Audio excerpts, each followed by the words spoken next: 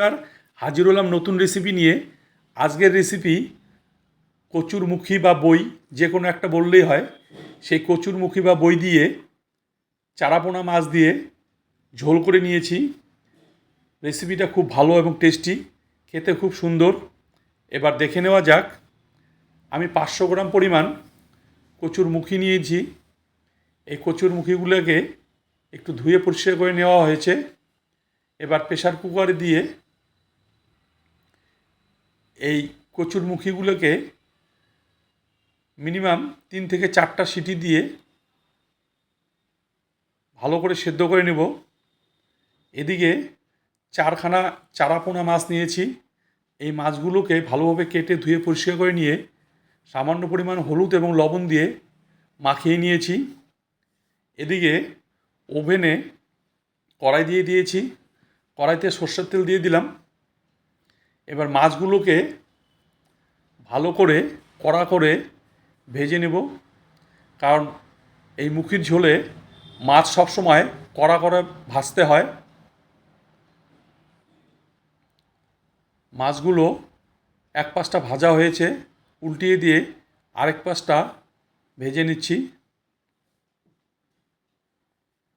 ভাজা হয়েছে, সুন্দর কড়া ভাজা হয়েছে। মাছগুলোকে এবার এক এক করে নামিয়ে নিচ্ছি।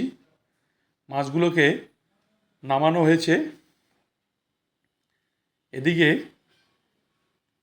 কচুরমুখীগুলোকে প্রেসার কুকার থেকে নামিয়ে ঠান্ডা করে উপরের ছোকলাটা ছুলে নিয়েছি।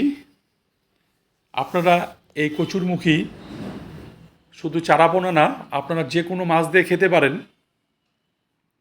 এদিকে একটা বাটিতে 1 চামচ পরিমাণ জিরা বাটা, 1 চামচ পরিমাণ লঙ্কা বাটা, স্বাদ মতো লবণ এবং পরিমাণ মতো হলুদ গুঁড়ো এবং সামান্য পরিমাণ জল দিয়ে মশলাটা মিশিয়ে নিচ্ছি। এদিকে ওভেনে কড়াই দিয়ে দিয়েছি। কড়াইতে পরিমাণ মতো তেল দিয়ে দিলাম। এখন এর মধ্যে একটা তেজপাতা 2 টুকরো, একটা শুকনো লঙ্কা এবং হাফ চামচ পরিমাণ গোটা জিরে দিয়ে সামান্য পরিমাণ নাড়াচাড়া করে মিশিয়ে রাখা মশলাটা দিয়ে দিলাম। এই মশলাটাকে ভালোভাবে ভেজে নিব। এদিকে এই মুখি বা বই যেটাই বলেন না কেন, এটাকে একটু, যেটা বাংলা ভাষায়, চেটকিয়ে নিচ্ছি। এদিকে মশলাটা প্রায় ভাজা হয়েছে। এবার এই মুখিগুলোকে কড়াইতে দিয়ে দিব।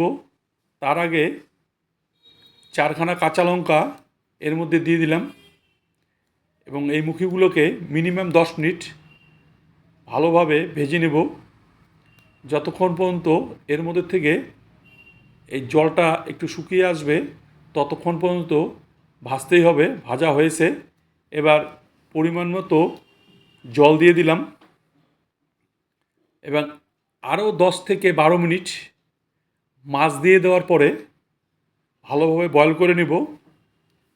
সুন্দর ওই রেসিপি, বুড়ো থেকে বাচ্চা সকলেরই প্রিয় এই রেসিপি। অনেকেই খায় না এবং রান্না করতেও জানে না এই রেসিপিটা, এবং অনেকে পছন্দই করে না। একটা টাইমে তো কচু মানে ফেলানো জিনিস ছিল, কিন্তু আজকে বাজারে আলু যদি 30 টাকা হয়, কচুর বইয়ের দাম 60 টাকা। ওভেনটা বন্ধ করে দিলাম। রান্না প্রায় রেডি। এবার নামিয়ে নিব। সুন্দর এই রেসিপি, একবার বানিয়ে নিন। যারা কোনোদিন খাননি তারা একবার খেলে আরও খেতে চাবেন, এবং ভাতও দেখবেন এক থাল খেয়ে ফেলছেন, বুঝতে পারছেন না।